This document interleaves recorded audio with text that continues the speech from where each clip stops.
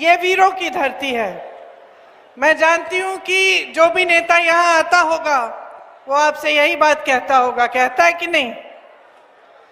लेकिन सच्चाई है कि ये वीरों की धरती है। आपने यहाँ से कितने अपने जवान बेटे हमारी सरहदों पे भेजे, सेना में भेजे, हमारी देश की रक्षा करने के लिए। इसीलिए ये धरती हमारे लिए हमेशा पवित्र धरती मानी जाएगी।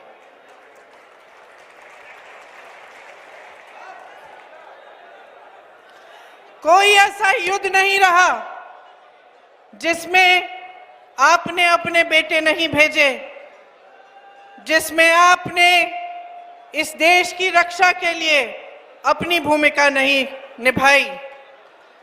इस देश की हिफाजत की जिम्मेदारी इसलिए आप ही की है। आज चुनाव का समय है।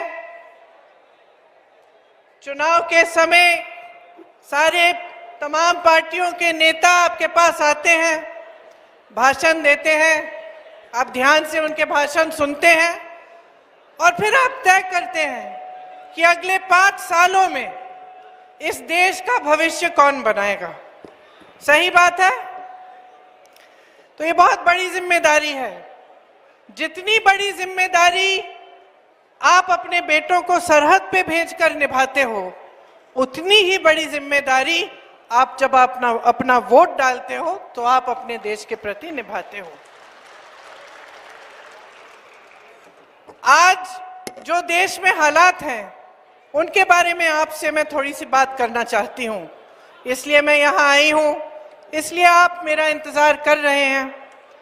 देखिए, मोटे तौर पर 2 चीजें आपको समझनी पड़ेंगी। सबसे पहली ये कि जो देश में 10 सालों के लिए नरेंद्र मोदी जी की सरकार चल रही है, वो किस तरह की सरकार है, उसने आपके लिए क्या क्या किया, क्या नहीं किया, और हमारे प्रधानमंत्री जी का ध्यान क्या आपके प्रति है या फिर कहीं और रहता है। मोटे तौर पे आपको ये एक बात समझनी पड़ेगी।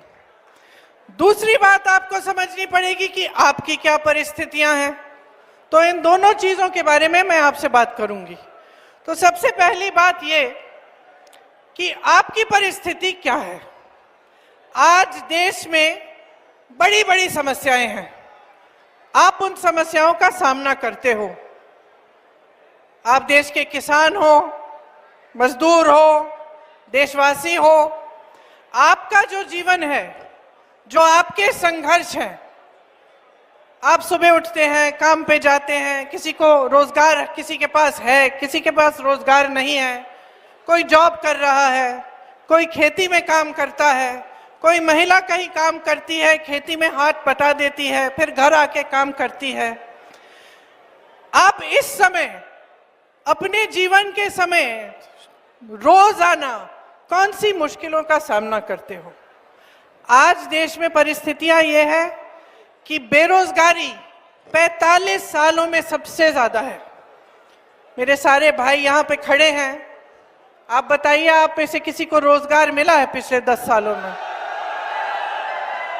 आप ये भी बताइए कि आप में से पढ़े लिखे कितने बच्चे हैं? देखा, सारे हाथ उठे हैं। अब पढ़े लिखे आप हैं, आपके माता पिता ने खूब मेहनत करके पढ़ाया है। आज किसी भी छोटे गांव में चले जाएं आप, मैं यूपी में काफी घूमी हूं, यूपी के छोटे से छोटे गांव में, गरीब से गरीब घर में परिवार के जो सदस्य हैं सबसे पहले अपने बच्चों को पढ़ाने के लिए मेहनत करते हैं। क्यों? क्योंकि वो चाहते हैं कि उनके बच्चों का जो भविष्य हो वो उनके भविष्य से ज्यादा उज्जवल हो। सारे माता पिता यही चाहते हैं कि बच्चा बड़ा होगा, रोजगार मिलेगा, कमाएगा, हम बुढ़े होंगे, हमारी भी देखभाल करेगा।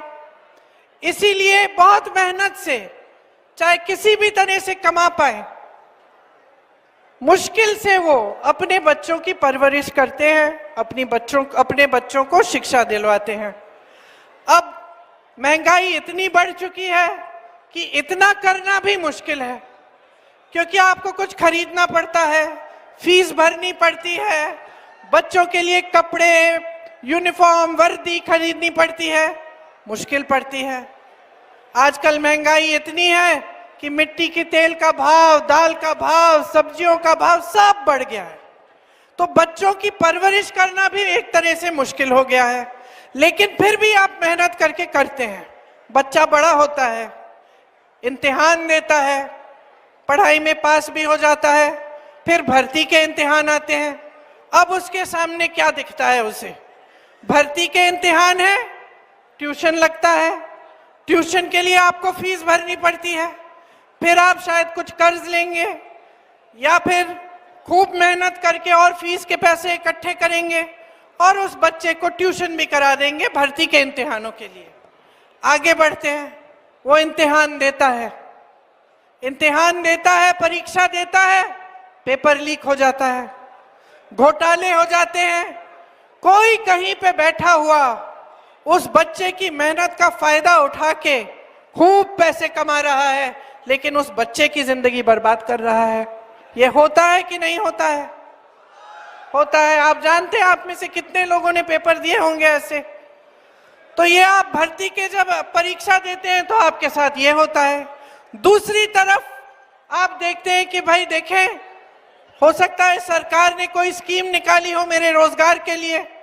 पता चलता है कि जो अच्छे अच्छे रोजगार थे उनको सरकार खत्म कर रही